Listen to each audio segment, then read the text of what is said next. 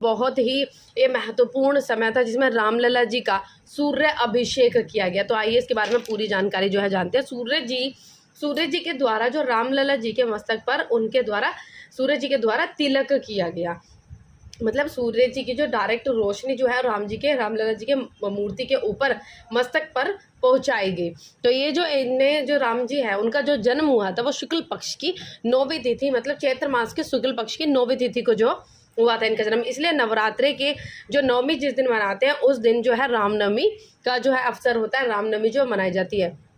और ये जो इस बार की जो रामनवमी थी 500 वर्ष बाद इस तरीके की जो रामनवमी आई और इतने धूमधाम से जो रामनवमी बनाई गई है।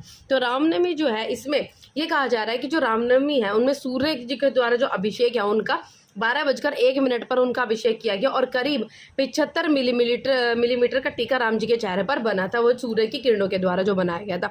और इसके लिए ऐसे नहीं कि एक दिन सीधे में इसका परीक्षण जो है मतलब करा गया और सफल हो गया। इसके लिए काफ़ी टाइम से, काफ़ी महीनों से इस चीज़ की तैयारी जो है वो लगी हुई थी। काफ़ी ट्रायल जो है इस चीज़ के लिए गए थे और इसका जो परीक्षण है वो सफल हुआ था, जब जाकर ये अभिषेक जो है वो संभव हो पाया है। 12:01 से लेके सूर्य की किरणें 12:01 से लेके 12:01 से 12:06 तक जो है वो उनके मस्तक पर रही है। मतलब 4-5 मिनट तक का उनके मस्तक पर इस तरीके से सूर्य जी के द्वारा टीका जो है वो किया गया है।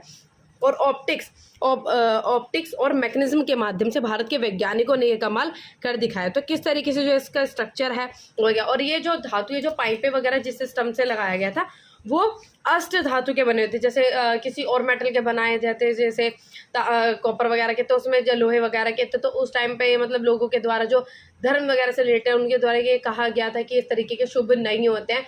तो इस वजह से अष्ट धातु के जो पाइप है उनको लगाकर इस तरीके से चीज़ें इस्तेमाल की गई थी। तो इसमें जैसे लिखाया गया है, देखिए आस्था जो है इसमें जो अष्ट धातु के पाइप जो थे वो 20 पाइप इस्तेमाल किए गए इसमें, और 65 फीट जो है उनकी लंबाई थी।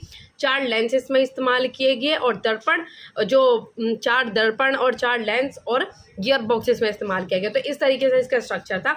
जैसे डायरेक्ट वहाँ पे सूरज की किरणें यहाँ पे लेंस पे जो पड़ी थी, फिर यहाँ पे जो पहला मिरर था वो यहाँ पर था। उसके बाद पहले लेंस से जो रोशनी है वो टकराती है। पहले लेंस से रोशनी टकराने के बाद जो 90 डिग्री पे जो एंगल बना है यहाँ पे मिरर 2, यहाँ पे इसका रिफ्लेक्शन होता है। फिर यहाँ से रिफ्लेक्ट करके लेंस 2 पर इसकी जो रोशनी है वो यहाँ पर पड़ती है।